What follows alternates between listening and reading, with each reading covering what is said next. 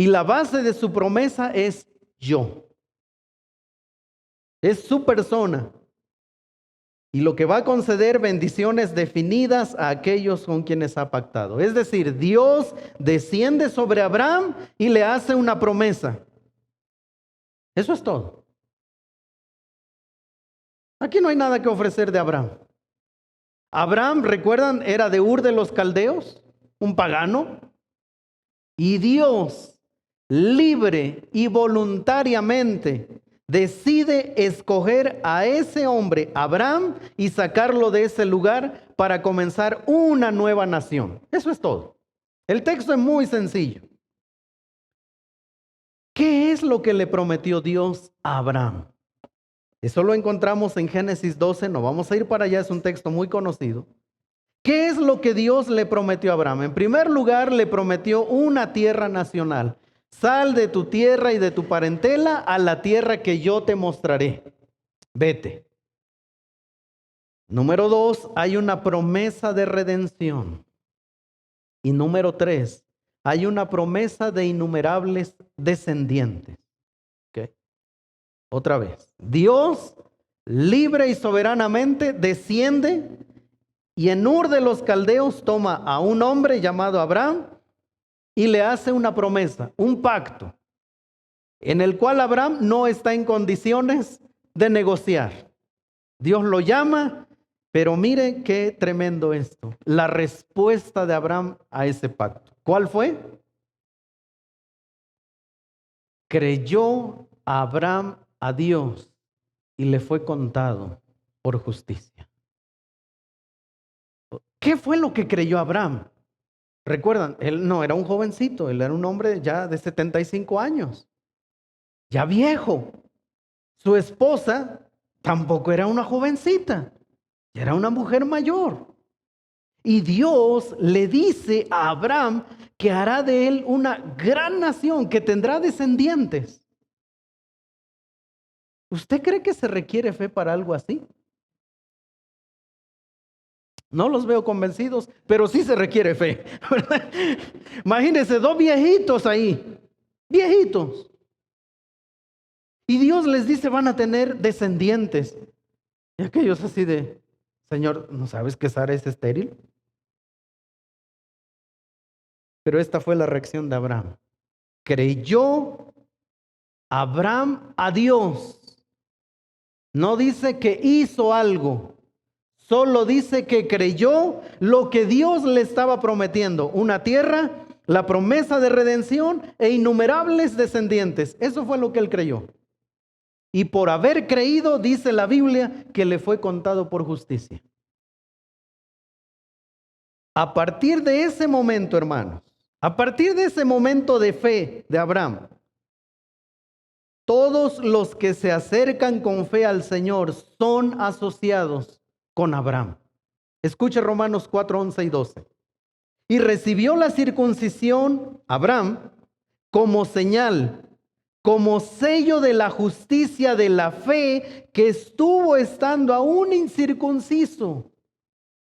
Es gracias a su fe que Dios le pide que se circuncide, para que fuese padre de todos los creyentes no circuncidados, a fin de que también a ellos la fe les sea contada por justicia. Mire lo que está haciendo Pablo. Él está llevando poco a poco esta línea y nos viene enseñando, y por eso es que ahora va a decir lo que va a decir. Pero Pablo dice que todos los que ahora ejercemos fe en Cristo Jesús para salvación, de alguna manera somos asociados ¿a quién?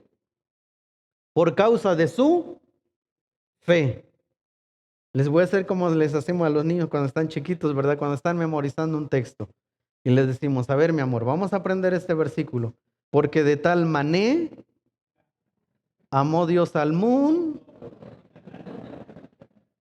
Okay. Nosotros somos asociados a Abraham por causa de nuestra fe. Entonces está la pregunta del interlocutor. ¿Ha fallado la promesa de Dios? La respuesta de Pablo es, no es Dios el que ha fallado, ¿verdad? Dios no ha fallado.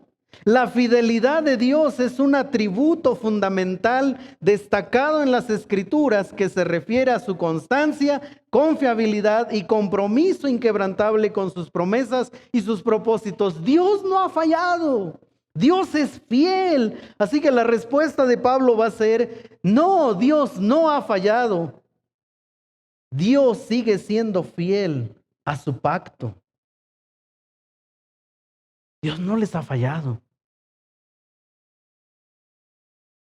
Porque Dios es fiel a sus promesas. No es Dios el que ha fallado a lo largo de la historia, hermanos. Dios es fiel. Dios no cambia. Escuchen, no voy a leer todos estos textos que van a venir aquí en la pantalla. Adelanté, ¿verdad? Pero Dios es fiel a sus promesas. Escuche esta. Isaías 55, 10 y 11, porque como desciende de los cielos la lluvia y la nieve, y no vuelve allá, sino que riega la tierra y la hace germinar y producir, y da semilla al que siembra y pan al que come, así será mi palabra que sale de mi boca, no volverá a mí vacía, sino que hará lo que yo quiero y será prosperada en aquello para que la envíe. Nunca ha fallado la palabra del Señor. Mateo 5:18 dice, porque de cierto os digo que hasta que pasen el cielo y la tierra, ni una jota ni una tilde pasará de la ley hasta que todo se haya cumplido. Gálatas 4:4 al 5 dice, pero cuando vino el cumplimiento del tiempo, Dios envió a su Hijo nacido de mujer y nacido bajo la ley para que redimiese a los que estaban bajo la ley a fin de que recibiésemos la adopción de hijos.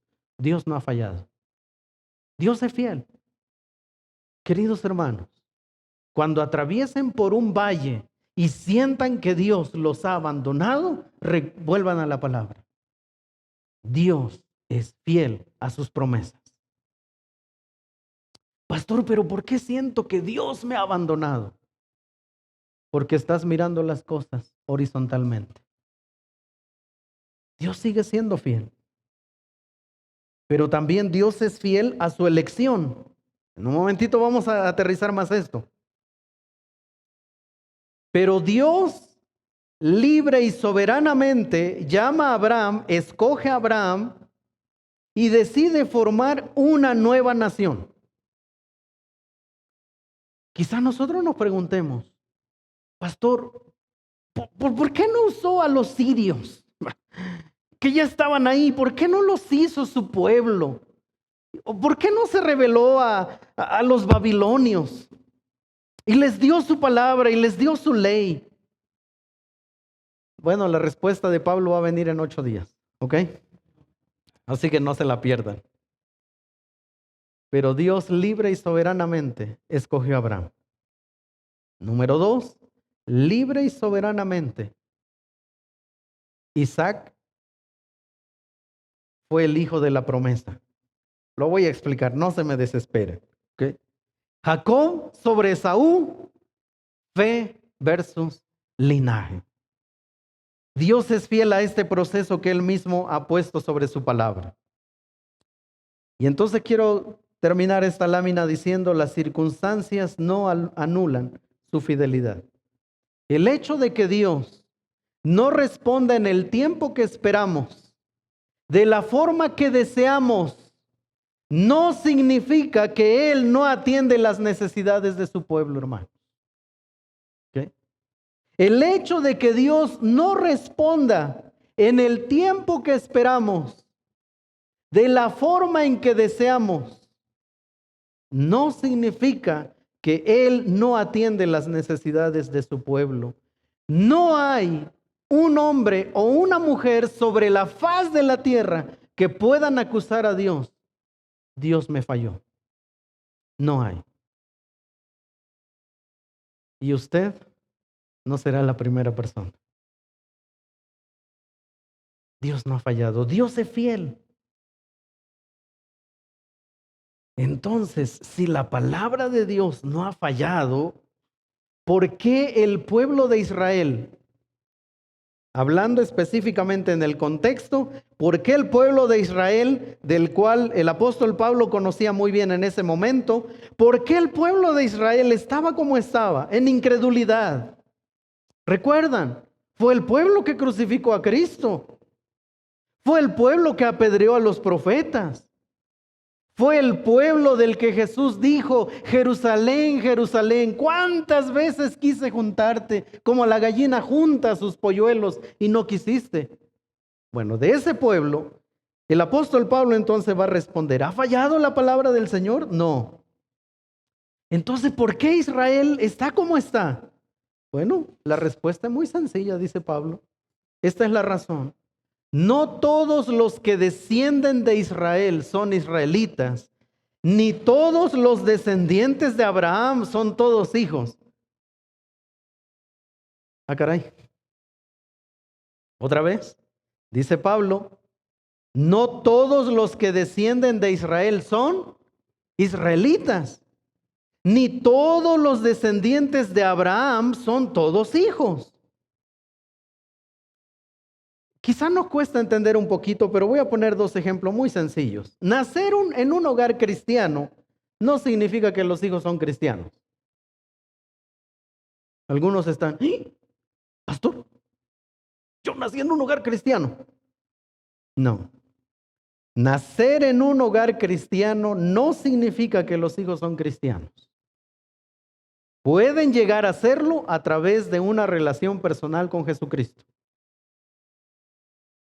Asistir fielmente a una iglesia cada fin de semana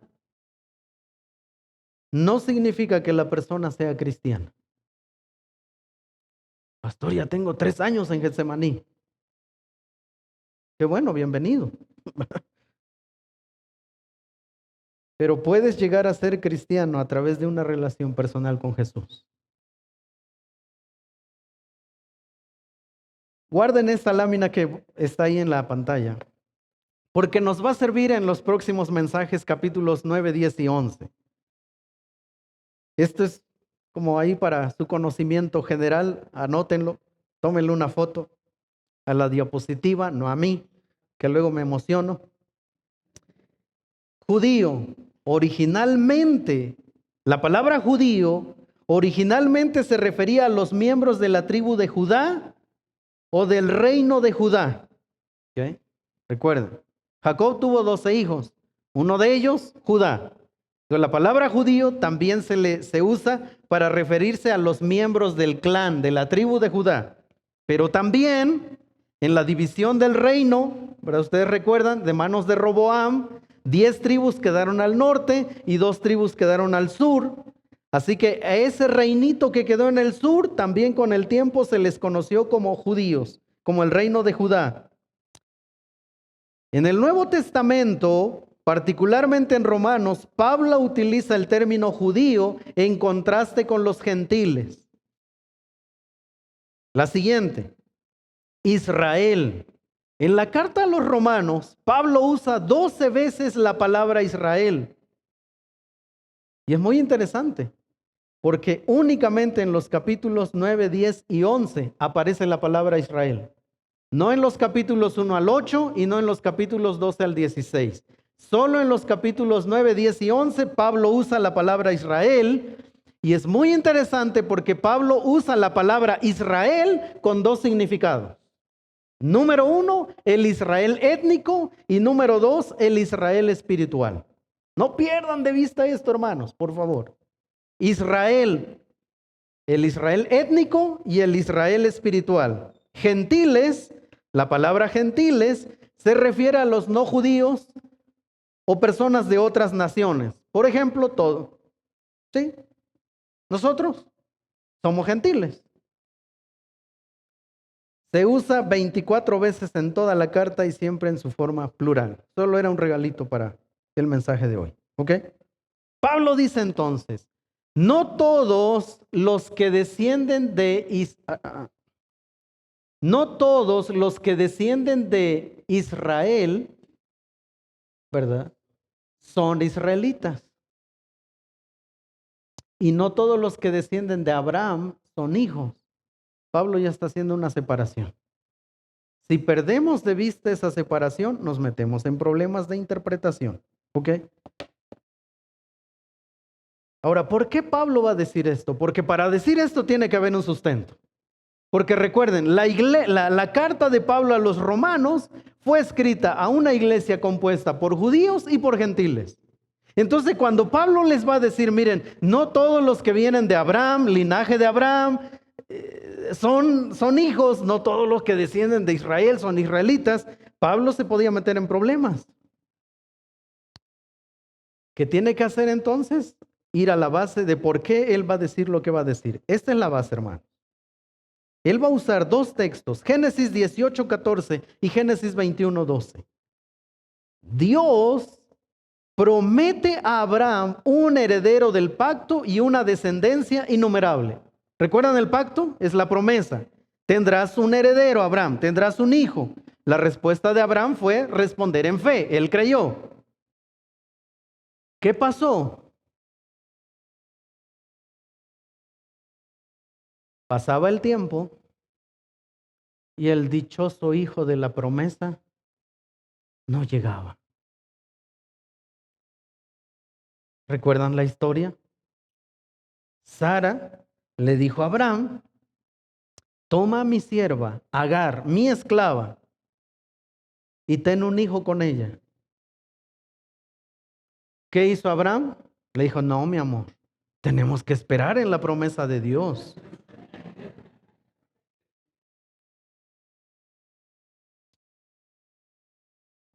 Ellos le intentaron ayudar a Dios.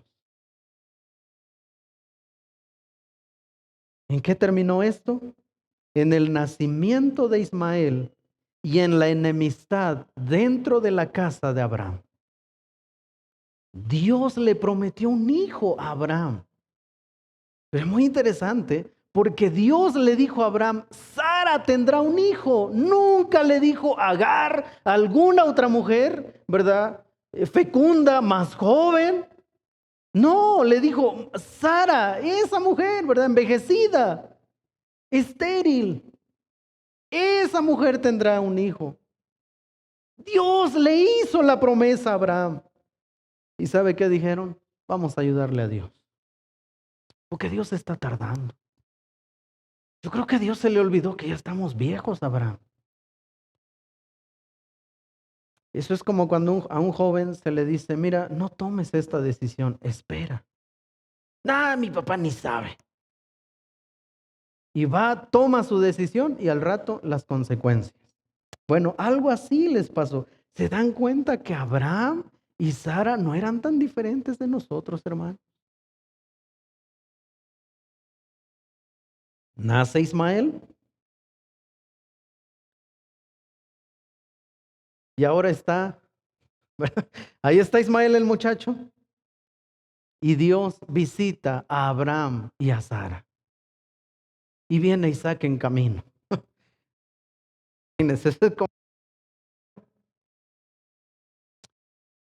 Dios, hermanos, en su gran misericordia, en su gracia, a pesar de que Abraham y Sara se equivocaron, Dios no abandonó a Ismael. Dios le dijo a Abraham, en cuanto a Ismael, te he escuchado. Porque Abraham intercedió por Ismael. Mire qué grandioso es Dios. Yo te he escuchado. Mire, ese es el Dios de toda gracia. Que en medio de nuestros hierros, que en medio de nuestras precipitaciones, Dios desciende con gracia. Y Dios le dijo a Abraham, en cuanto a Ismael, te he escuchado.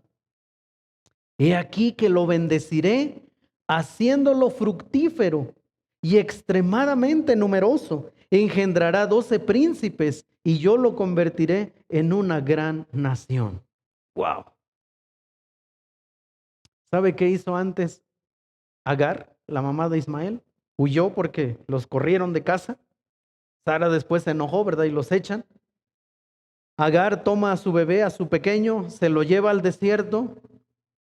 ¿Y sabe qué hizo Agar? lo fue a poner lejos, a cierta distancia de ella, para no verlo morir.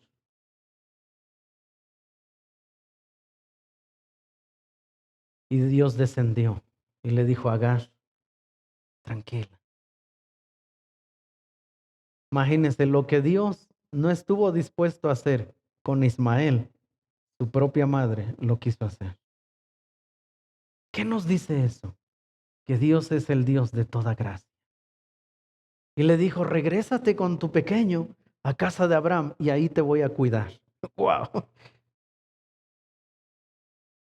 Sin embargo, estableceré mi pacto con Isaac, a quien Sara lo dará a luz en el tiempo señalado, en esta época, en el próximo año. ¿Sabe que Dios no rechazó a Ismael? Solo que el hijo de la promesa, ¿quién era? Isaac. Así que de entrada, Dios no rechazó a Ismael. Lo bendijo. Pero el hijo de la promesa, ¿quién es? Isaac. Así que hermanos, no se elige a Isaac por encima de Ismael porque su descendencia física sea de alguna manera privilegiada.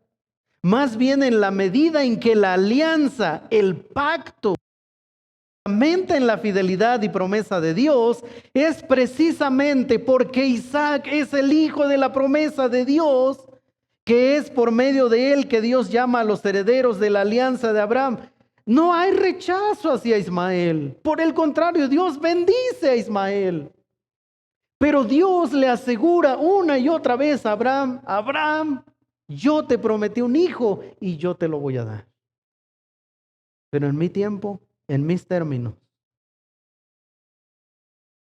¿Ok? Isaac, Ismael, Isaac es la línea. Pero ahora en el texto que nosotros nos encontramos, mire, regresa a 9, Romanos 9. Verso 10. Okay, Romanos 9:10 dice, y no solo esto, lo leen conmigo hasta el 13, por favor. Dice, y no solo esto, también cuando Rebeca concibió de uno, de Isaac nuestro padre, pues no había aún nacido, y había hecho aún bien y mal, para que el propósito de Dios conforme a la elección permaneciese. Sino que ya se dijo, el mayor servirá al menor, como está escrito, a Jacob amé, mas a Esaú aborrecí. Probablemente este pasaje, este último verso, sea el que más nos hace ruido en la Biblia. ¿Verdad? A Jacob amé y a Esaú aborrecí. Y uno choca con eso, hermano, honestamente. Es como Dios ama a uno y aborrece al otro. Bueno, en un momentito lo voy a explicar. Présteme toda su atención. Génesis 32. Es el momento cuando Jacob tiene un encuentro personal con Dios. Jacob es hijo de Isaac, el hijo de la promesa. ¿Ok? Jacob tuvo dos hijos. Isaac tuvo dos hijos, Esaú y Jacob. Ahora usted diría, no hombre, seguro esos dos eran un pan de Dios porque eran nietos de Abraham. Eran como esos panes duros, hermano, esa semita dura que venden en la calle, va. Porque Esaú era un paganote, hermanos. Y a Esaú no le interesaban las cosas de Dios. Jacob no se quedaba atrás. Jacob era un engañador, Jacob era un usurpador. Él buscaba la manera de obtener algo porque era un hombre muy astuto. Así que ninguno de los dos hermanos eran piadosos por ser nietos de Abraham. Pero llega un momento en el que Dios y Jacob tienen un encuentro, y es en Génesis capítulo 32, y es ese momento cuando Jacob lucha con el ángel, y este momento también es llamado como la verdadera conversión de Jacob. Es el momento en que tuvo un encuentro personal y directo con Dios, el Dios de su padre Isaac y el Dios de su abuelo Abraham. Ese es el momento en el que, wow, se encuentra con Dios. Y ya no es el usurpador, ya no es el engañador. A partir de ese momento, Dios le cambia el nombre de Jacob por Israel, haciendo alusión a un hombre de fe. Ya no serás llamado más Jacob, engañador, suplantador, no más. Ahora ahora por lo que hiciste eres un hombre de fe. Y a partir de ese momento, Israel representa a un pueblo de fe. Por eso dije hace rato, hermanos, el que nace en un hogar cristiano no significa que es cristiano. Jacob tuvo que tener su encuentro con Dios. Pero los dos pasajes a los que el apóstol Pablo hace alusión son del Antiguo Testamento. Mire, Génesis 25, 23. Dios, ¿verdad?, le dice a Rebeca, y le respondió Jehová: 2 naciones hay en tu seno, y 2 pueblos serán divididos desde tus entrañas. El un pueblo será más fuerte que el otro, y el mayor servirá al menor. El otro texto que el apóstol Pablo toma es Malaquías. Malaquías 1, 2 y 3, y dice, lo leemos juntos a ver si alcanzan a ver. Dice: yo os he amado, dice Jehová, y dijisteis: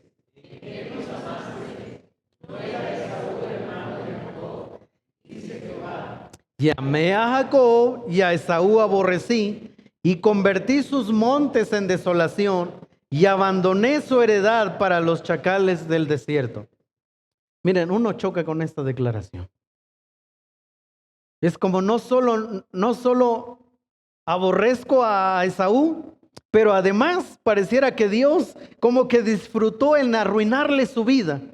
Y entonces, pobrecito Esaú, ¿verdad? Él es el rechazado. Bueno, eso suena muy bien en nuestro español, pero no nos hace bien a nuestra vida cristiana. Así que voy a tratar de explicarlo detenidamente. Me quedan 15 minutos. Creo que lo voy a lograr, hermanos.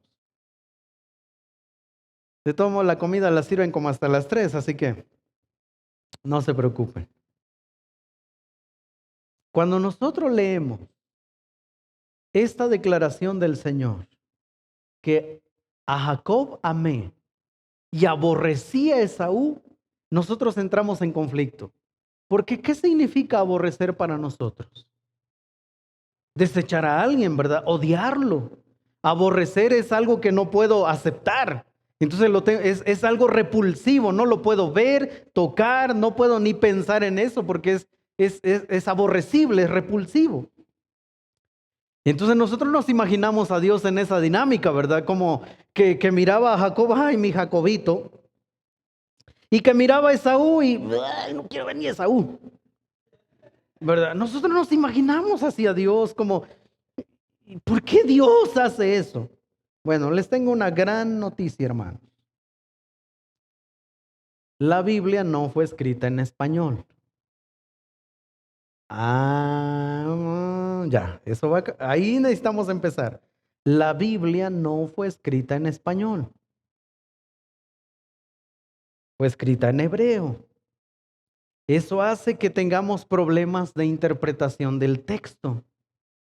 Los hebreos usaron amor para expresar un gran afecto y aborrecer para expresar un afecto menor. ¿Cómo es eso?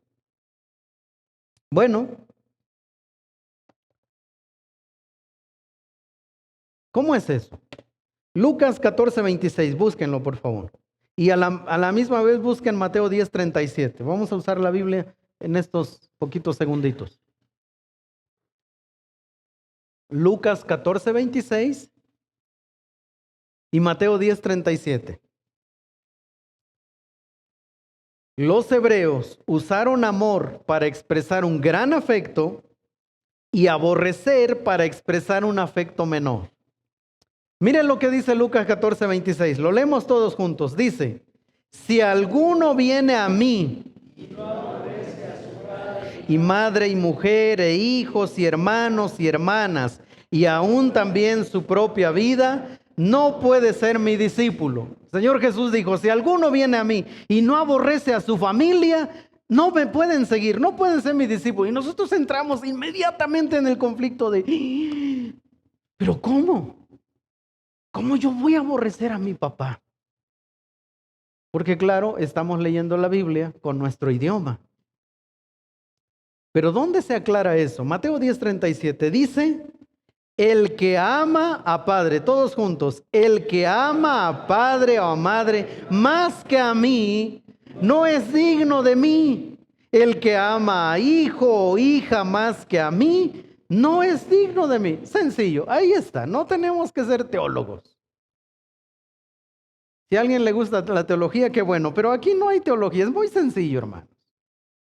Lo que está diciendo el Señor Jesucristo, si alguien no aborrece a su familia, a su padre y a su madre, no me puede seguir a mí.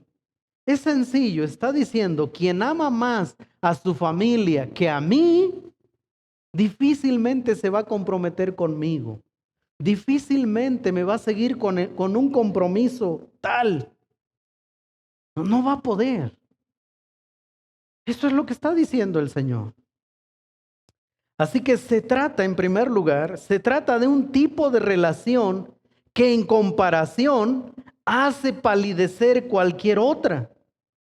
Eso es lo que significa lo que Dios está diciendo. A Jacob amé, mas a Esaú aborrecí.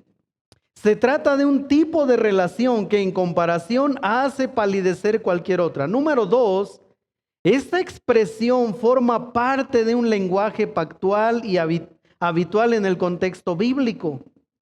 No tiene connotación moral, hermanos. Creo que de ahí necesitamos ir sacando algunas ideas. No tiene alguna connotación moral este lenguaje. Aquí amar o aborrecer no son sentimientos, son acciones. Mi pacto es con Abraham, de Abraham Isaac, de Isaac Jacob. Ahora, si nosotros ponemos a Jacobito y a Esaúito, ¿verdad? Así, nosotros vamos a lamentar, ay, pero ¿por qué tan lindo que era este Esaú? ¿Por qué Dios los rechazó? Ojo, estás mirando la Biblia horizontalmente. Cuando tú mires el pacto que Dios hizo con Abraham, entonces todo tiene sentido. Además, al tratarse, número 3, al tratarse de la cita de un libro profético y teniendo en cuenta que gran parte de este tipo de literatura suele expresarse en forma de poesía, cabría identificarla como un paralelismo antitético en el que se contrasta vivamente el primero con el segundo. Es un contraste. Ese es un primer problema de por qué chocamos con la expresión yo aborrecí a Esaú, la del idioma. ¿Okay? El segundo problema que tenemos con esto tiene que ver con la teología. Ahora sí. En la semana estaba leyendo un libro y dice que estudiar la Biblia puede ser como cuando un minero va a entrar a la mina, tiene sus herramientas, pero él tiene un pedacito de oro en casa. Entonces, ¿qué hace ese minero? Se lo guarda en su bolsito. Entra a la mina, hace el trabajo, escarba, hace la jornada, sale de la mina y se presenta ante su jefe y le dice, mire lo que me encontré. ¿Hizo el trabajo? Sí, sí lo hizo. Pero no es cierto que encontró algo. Ya lo llevaba. Eso es lo que muchas veces hacemos cuando leemos la Biblia, hermanos. Ya tenemos una idea preconcebida, vamos a la Biblia, estudiamos, nos engañamos, regresamos. Ah, sí, yo descubrí esto. Eso dice la Biblia. No, eso no dice la Biblia. Eso es lo que tú crees que dice. Fuiste a la Biblia y creíste haber encontrado lo que tú crees. Eso es lo que tenemos que dejar de hacer. No podemos entrar a la Biblia con ideas preconcebidas. Muchos piensan que el pueblo de Israel fue elegido para salvación. Que Dios los escogió para salvarlos. Bueno, si fuera así, ¿Por qué el apóstol Pablo va a escribir en el verso 1? Verdad digo en Cristo y no miento, mi conciencia me da testimonio en el Espíritu Santo que tengo gran tristeza y continuo dolor porque desearía yo ser mismo anatema, maldito, separado de Cristo, por amor a mis hermanos, los que son mis parientes según la carne.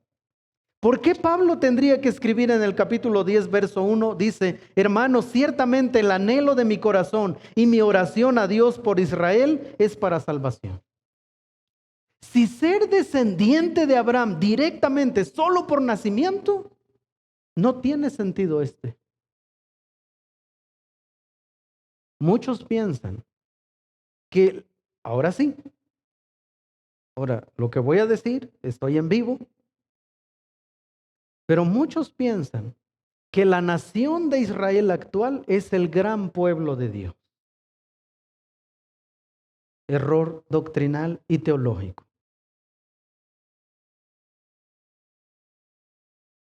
Pastor,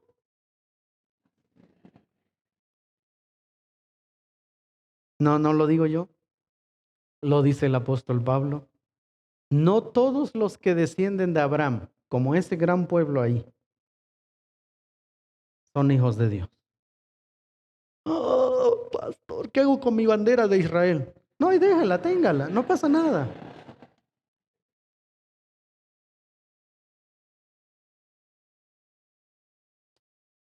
Hay gente que guarda artículos en su casa, ¿verdad? La bandera de Israel, la estrella, su arquita.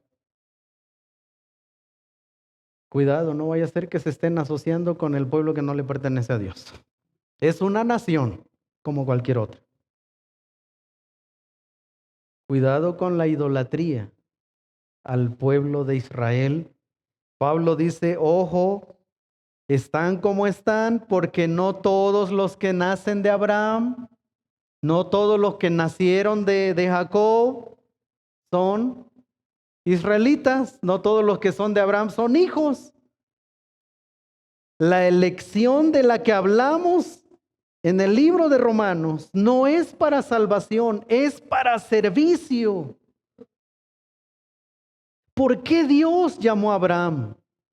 ¿Por qué Dios formó una nación en el Antiguo Testamento? Bueno, número uno, Dios, ¿por qué Dios llamó a Abraham? Para revelarse a él. En ese llamamiento Dios se revela. ¿Y qué quería Dios con Abraham? Que lo conociera. Que su vida fuera transformada. Que Abraham creciera en fe. Cuando ustedes miran a Abraham de 75 años y luego vuelven a mirar a Abraham de 100 años, el tipo es un hombre robusto en fe. Él ha crecido. Él conoció más a Dios en esos 25 años. Por eso es que fue llamado amigo de Dios. Pero no fue llamado el primer día cuando él estaba en Ur de los Caldeos. Él fue llamado amigo de Dios a lo largo de su recorrido porque creció. Ese es el propósito. Dios llama a Abraham para darse a conocer y que Abraham conozca a Dios.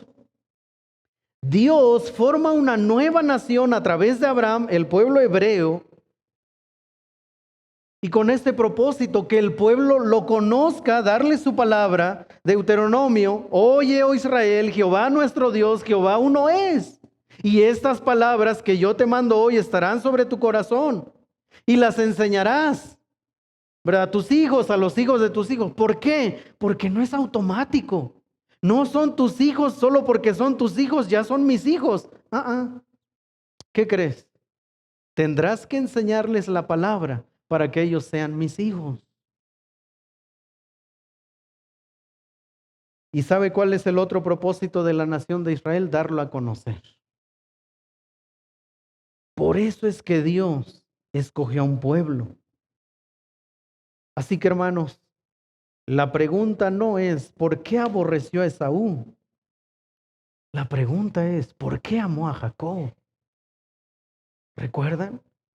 Esaú era un paganote, pero el otro no era un creyente, hermano. Jacob era un suplantador. Jacob era un engañador. Los dos descendientes de Abraham y de Jacob, de Isaac, no eran hombres piadosos. pero uno de ellos tuvo un encuentro con Dios.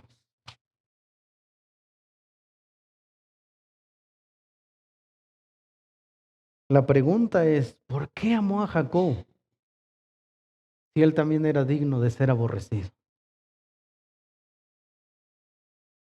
¿Recuerdan 1 de Juan 4:19? Nosotros le amamos a él porque él nos amó primero. Si hoy, hermano, tú puedes amar a Dios, no es porque eres un hombre virtuoso, una mujer piadosa. Es porque Él descendió primero a mí y a ti y nos mostró su gracia, su amor y su bondad en la cruz. Efesios 2:1 dice, y Él os dio vida a vosotros cuando estabais muertos en vuestros delitos y pecados. Él fue el que nos dio vida, hermanos. No hay mérito en nosotros.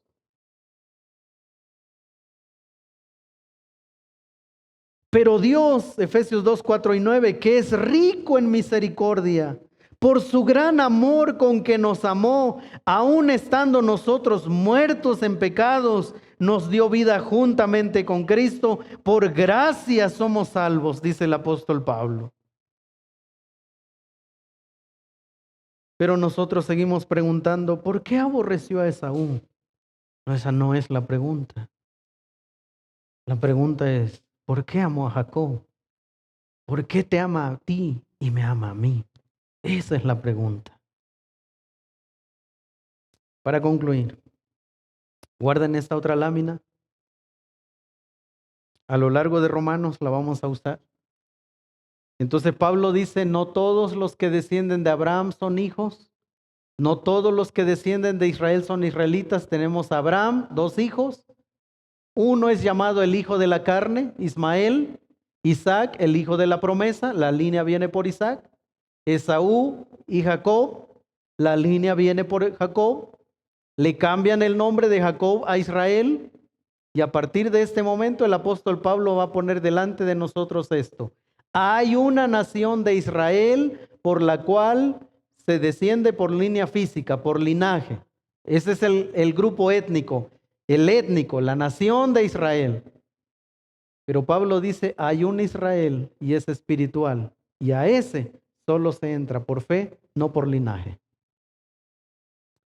Entonces, ¿a qué se refiere Pablo con israelitas y con hijos? Es decir, si ser descendientes directos de Abraham, Isaac y Jacob no equivale a ser hijos de Dios, ¿quiénes son los verdaderos israelitas y verdaderos hijos? Y con eso voy a cerrar. Número 1. La raza humana es una raza caída, por tanto alejada de Dios. Eso lo dice la Biblia. La raza humana es una raza caída, por tanto alejada de Dios. Eso dice Romanos 1:18 al 32. Pero mire lo que dice Romanos 3:9 al 18. Escucha. ¿Qué pues? ¿Somos nosotros mejores que ellos? En ninguna manera. Pues ya hemos acusado a judíos y a gentiles que todos están bajo pecado. Pastor, pero el pueblo de Israel. Sí, también están bajo pecado. Pero es su pueblo, pastor. No. Pablo dice, judíos y gentiles están bajo pecado. Como está escrito, no hay justo ni aun uno. Y no dice, excepto entre los judíos. No hay quien entienda, excepto entre los judíos. No, nada de eso. No hay quien busque a Dios, excepto los judíos. No hay ninguno. Todos se desviaron a una, se hicieron inútiles. No hay quien haga lo bueno, no hay ni siquiera uno. Y el pueblo de Israel también. Han sido tan privilegiados, pero se han alejado de Dios. Romanos 3:22 y 26 dice, porque no hay diferencia, por cuanto todos pecaron y están destituidos de la gloria de Dios, siendo justificados gratuitamente por su gracia mediante la redención que es en Cristo Jesús. Así que en primer lugar, toda la raza humana es caída, toda. Judíos y gentiles.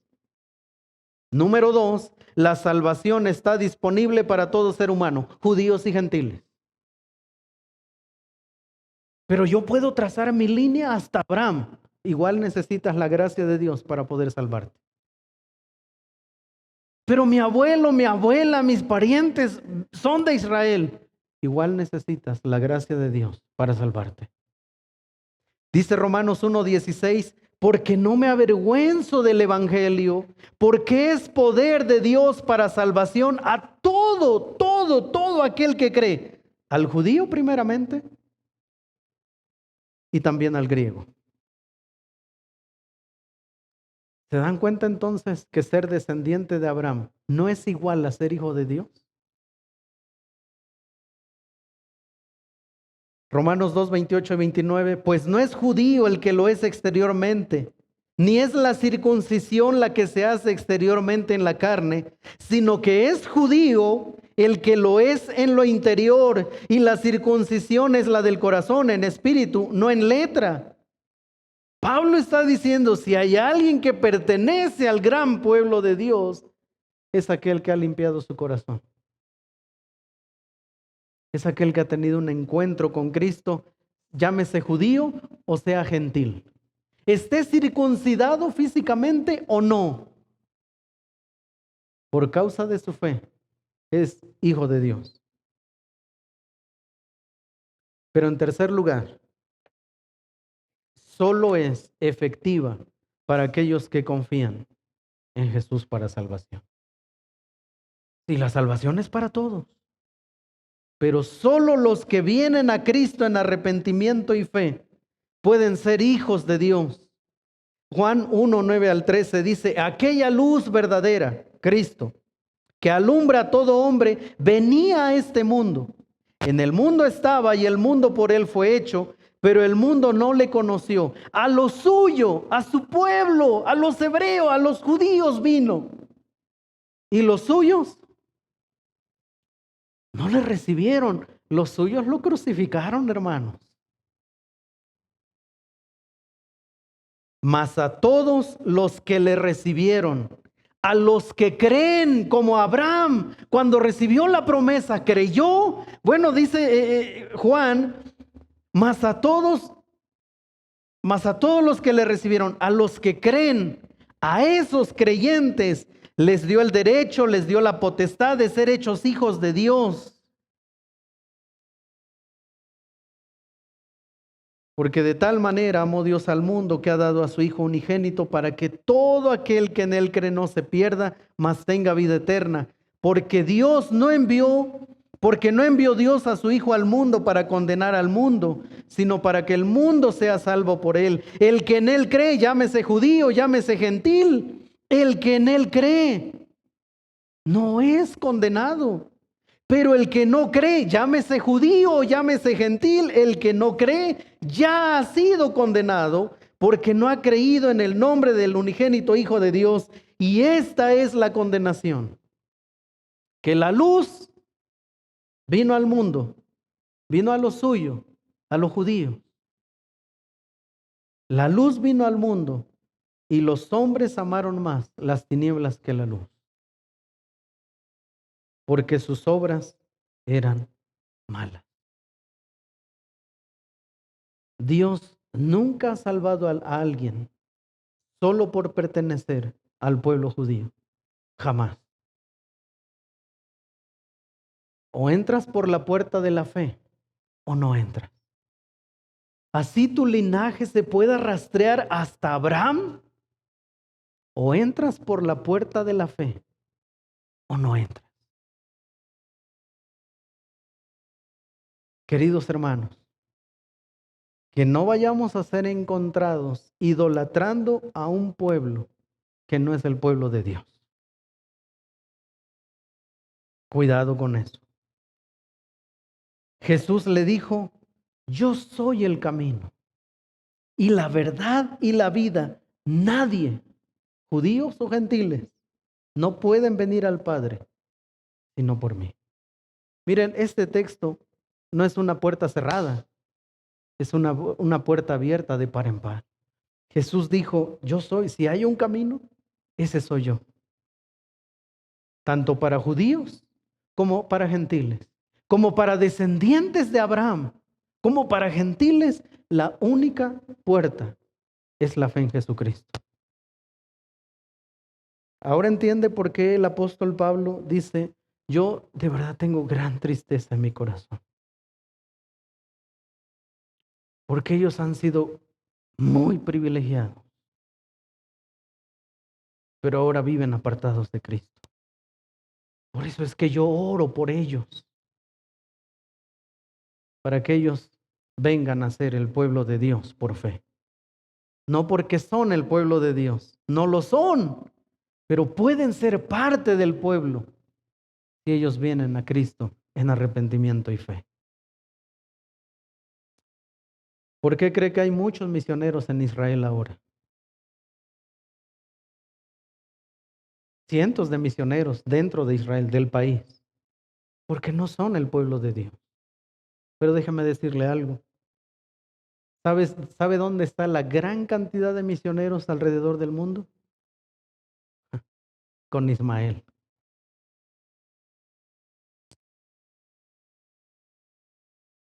La ventana 1040, donde hay una cantidad impresionante de misioneros predicándole a los hijos de Ismael, porque ellos también pueden venir a ser el pueblo de Dios por la misma línea de Abraham, la fe. Vamos a orar.